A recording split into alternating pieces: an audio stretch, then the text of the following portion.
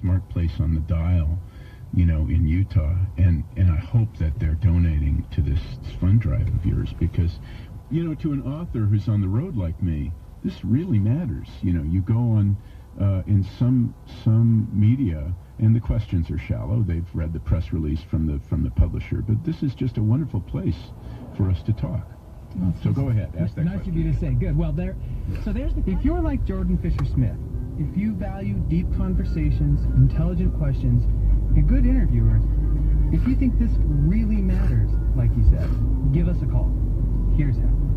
801-581-5837. If you are off the Wasatch Front, you can reach us at 800-313-5837. And if you are just starting your workday before you crack into that email box, please visit us online at KUER.org and click the donate button.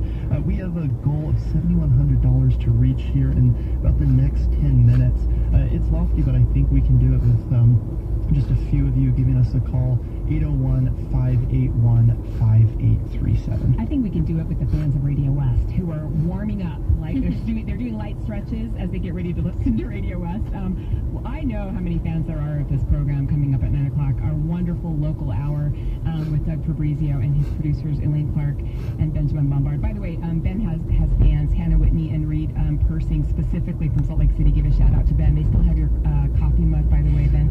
Anyway, think about the conversations that you've just heard this week alone. On Monday, an amazing show about whether we should be doing IQ testing on kids and the different kinds of intelligence that are out there and should be respected and honored. A fascinating conversation with Utah poets yesterday, and today a really different type of show about a Netflix special called Abducted in Plain Sight. And Nicole and I were talking about this in the break room just a minute ago. You're not going to hear this kind of conversation anywhere else. If it matters to you, please give us a call. 801-581-5837. Go online at KUER.org. If you're listening, we don't need to tell you. That author didn't need to tell you. You know that this is the smart spot on the dial. And if you haven't given yet, today is a great day to do it. The first 200 people to become new sustainers today will not only get their thank you gift, but they will get 2 tickets to the Utah Arts Fest coming up this summer, which is always a great event, lots of fun. Being a sustainer is really important. It's really important to our budget to be able to plan and have a sustainable, reliable monthly source of income from our amazing sustainers. So help us keep the momentum going for the station for this morning. 801-581-5837. Become a sustainer, and we have a lot of great ways to say thank you.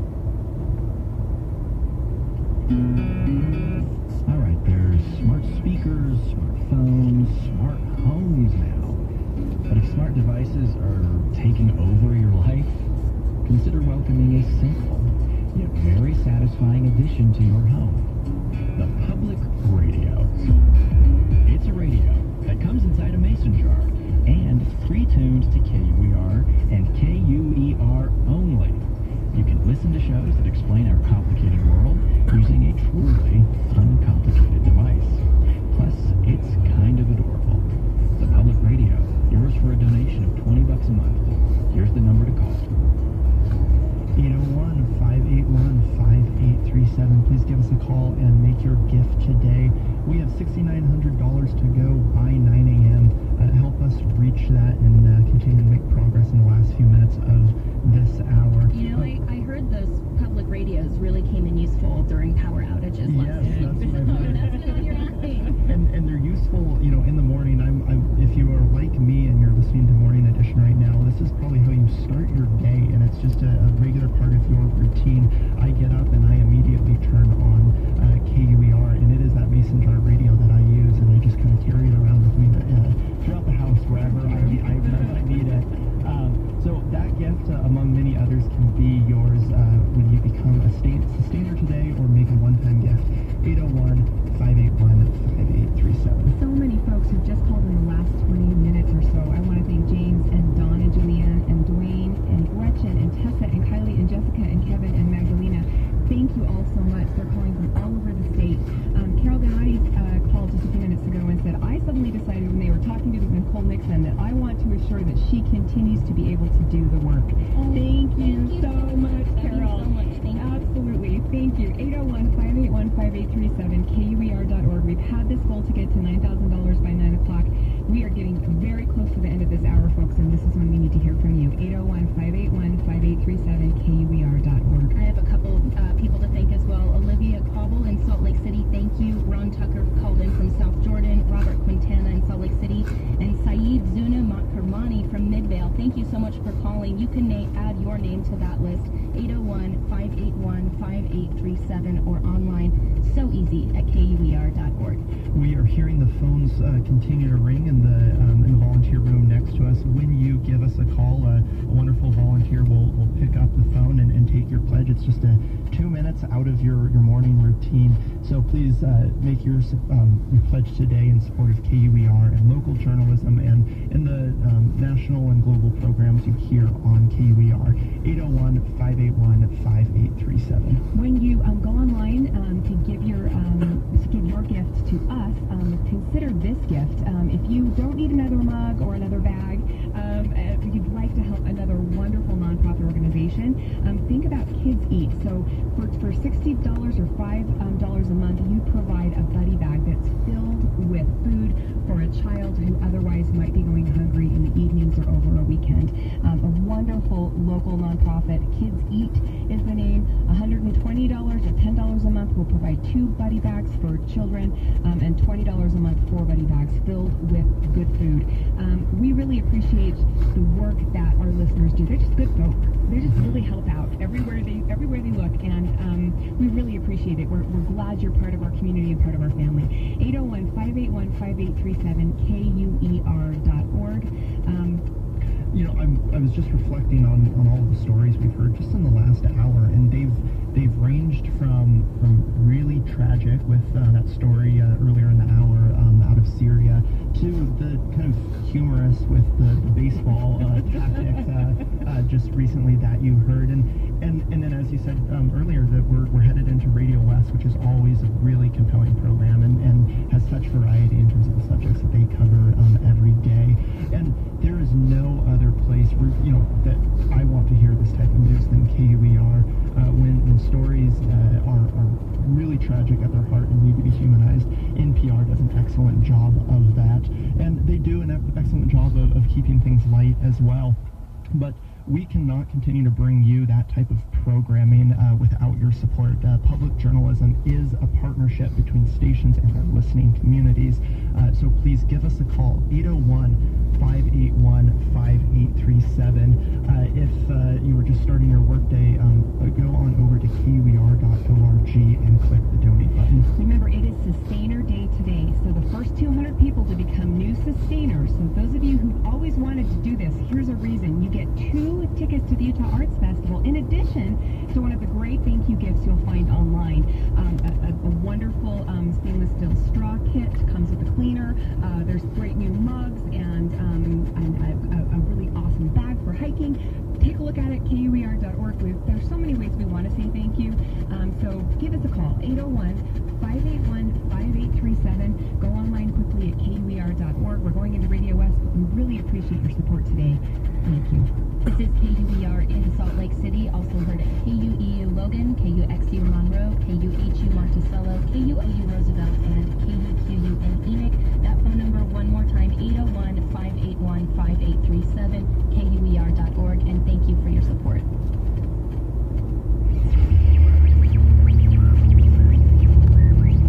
From KUER News in Salt Lake City, this is Radio West. I'm Dr. Fabrizio. Today's show is a spoiler, and we're going to be kind of shameless about this because you cannot talk about the true crime documentary Abducted in Plain Sight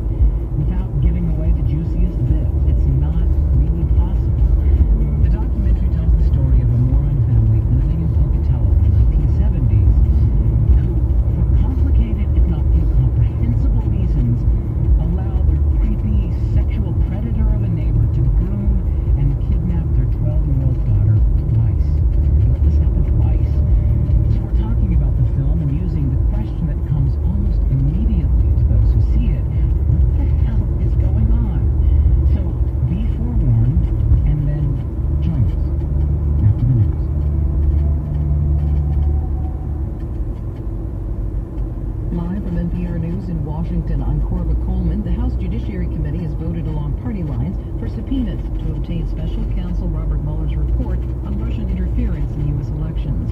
Democratic Chairman Gerald Nadler of New York says the committee needs to see the whole thing without redactions. He says lawmakers need to be the judge of whether President Trump abused his office. The committee's ranking Republican, Doug Collins of Georgia, says Chairman Nadler is wrong to demand that the Attorney General hand over the unredacted report. As much as the chairman and I may want to view this material as fundamental underpinning of our justice system, as a law we cannot. In the face of laws and rules he finds inconvenient, the chairman demands our nation's top law enforcement officer to break the rules and the regulations and the law. This is reckless, it's irresponsible, and it's disingenuous. It is not clear if Attorney General Bill Barr will comply with the subpoenas. He does plan to release a redacted version of the special counsel's report later this month. NATO Secretary General Jens Stoltenberg will address a joint meeting of Congress this hour. NPR's Windsor Johnston reports he's in Washington for events marking the military alliance's 70th anniversary. At the White House this week, Stoltenberg thanked President Trump for his strong commitment to NATO and for his strong leadership on burden sharing. NATO is a strong alliance, but to remain a strong alliance, we have to be a fair alliance, and therefore allies have to invest more in defense. You have a very clear message on that, and your message is having a clear impact. Trump praised NATO countries for increasing their financial contributions to the alliance, but said the U.S. continues to bear too much of the financial burden. He went on to single out Germany again for not paying its fair share in defense spending. Windsor Johnston, NPR News, Washington. President Trump has again tweeted a threat to close the southern U.S. border with Mexico. He's seeking to stop more Central American migrants from entering the U.S. Another caravan is headed north. NPR's John Burnett reports from southern Mexico. They crossed the Guatemala-Mexico border 4 days ago. There are about 400 of them in sneakers, carrying backpacks, some with small children riding on their shoulders. Everyone is sweating. They call themselves La Caravana Chiquita because this one is smaller than the much larger caravans that arrived at the U.S. border earlier this year. It's made up of Hondurans, Salvadorans, Nicaraguans, and Guatemalans. Like the others, they say they're fleeing poverty, joblessness, neighborhood thugs, and corrupt officials. Are they worried about Trump closing the border? We'll run the risk, says Alberto from Nicaragua, traveling with his family. Nothing in life is easy. Everything good you have to work for. John Burnett, NPR News, on the Mexico-Guatemala border. On Wall Street, the Dow Jones Industrial Average is up 78 points at 26,256. The Nasdaq is up 1%. This is NPR. You're listening to our Spring Fun Drive. You're listening to Radio West, and we'll come back to it in just a moment. We want to remind you that we'd love to hear from you if you're a fan of this show. 801-581-5837, KUBR.org. I am a fan of this show today. Yes, I have seen Abducted in Plain Sight. I watched it last night in preparation. I knew they were doing the show. I knew it was going to be good. This show is outrageous.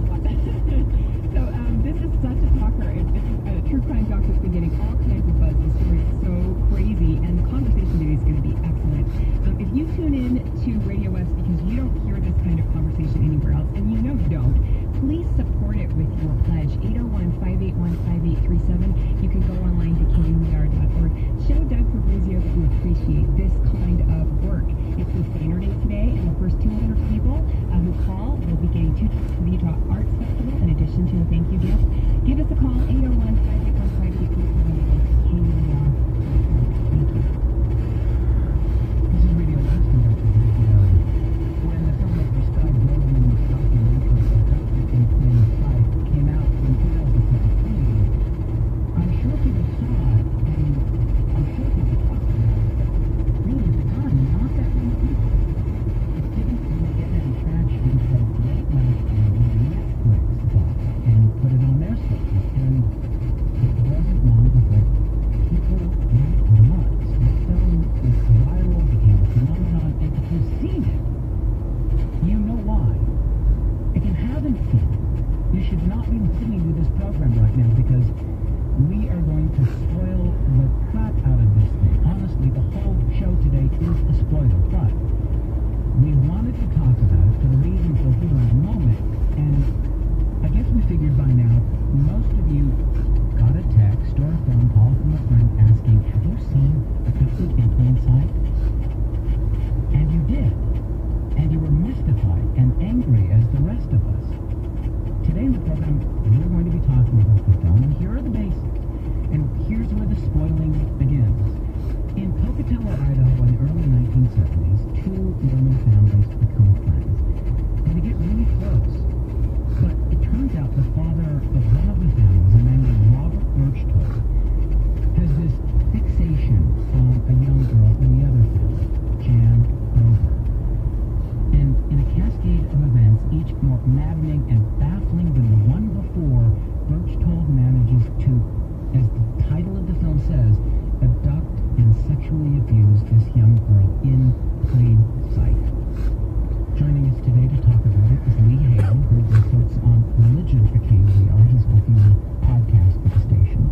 Lauren Hunt is with the Utah County Attorney's Office, where she prosecutes sex crimes and domestic violence. And Kyle Bishop is with us. He's a professor of English at Southern Utah University, where he teaches courses in film and television studies and American literature. He's joining us from the studios of the student station at SUU in Cedar City. I should mention, Abducted in Plain Sight is now streaming on Netflix and on Amazon. The first question, of course, is gut reaction. I think that's almost the most interesting thing about this documentary is how people are just reacting on impulse. Like the first 10 minutes. What was yours? Because I think, as I understand it, it's fascinating because I think you've said you thought you were losing your mind. Yes. A friend had told me to watch it, and so I think literally in the first 10 minutes, I was like, oh my gosh, what is this? This is insane. And I texted other prosecutors that I work with. I was like, have you seen this? I think I'm going crazy. How is this possible? And it just all, I mean, yeah, the first 10, 20 minutes, it just jumps right into the insanity. Yeah. So I think I was just like, holy, this is, I mean, I see these types of cases all the time, but this was so exaggerated and crazy. Lee, what did you think? What was your... Well, you told me to watch it, first of all, so it's your fault. Oh, that's true. I kind of biased your reaction. You're like, I want to talk about this thing. I don't want to tell you anything more about it. Yeah, you can't. And I understand why. Yes. For me, it was like, I think I try to be clever when I watch these kinds of things. I try to assume, like, I know where it's going. And this is one of the documentaries that I've experienced where you cannot assume that you know what's happening. And that's what was disorienting about it for me. It was like, I've listened to Serial, and then I've watched all these other things, and I've watched these HBO specials and whatever, but this just kind of felt like a new level of creepy and disorienting. Mm-hmm. And Pocatello's not that far away, so it was like, oh, this is close. And so for me, it just felt like it was too fast for me. Like my mind couldn't keep up. I did not know where they were going. Kyle, how did you react? Like when you, like the first 5 minutes, first 10 minutes, what was your gut reaction? So I'm a film teacher, so I started by trying to just look at it critically. Is this a good film? How are they going to tell the story? How is it unfolding? And yeah, about 5 minutes in, that all went out the window, because then I was just staring at the screen with my jaw open, reacting mostly as a parent, just kind of with this shock and disbelief that even in the 70s, these claims that, well, we didn't know, it just got increasingly more ludicrous, to the point where I kind of thought the lines between documentary and fiction were definitely blurring. Yeah. I think there's that sense of incredulity, like that is crazy, that can't be. But then I think that gives way for